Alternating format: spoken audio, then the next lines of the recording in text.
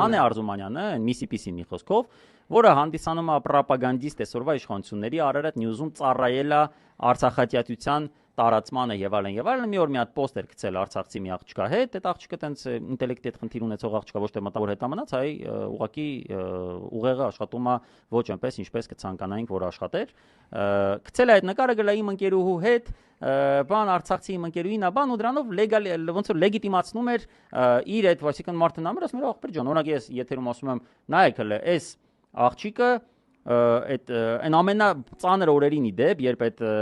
բռնի տարհանումը տեղի էր ունենում, Արարատ Նյուզը հիշում եք ինչ էր գրում, Արմենը ոչ միայն Արարատ Նյուզը, բայց այդ թվում, Սիվիկը, Միվիկ, այդ զիբիլները գրում էին, որ Արցախցի ջարդարար կինը, Արցախցի ջարդարար տղամարդը, ագրեսիվ կինը եւ այսինքն մարդկանց մեջ ատելությունն էին ուրեմն արտնացնում արցախցիների նկատմամբ եւ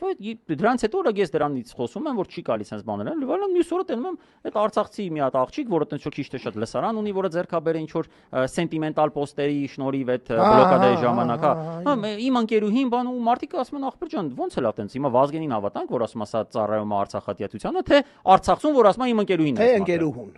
թե ընկերուհուն այո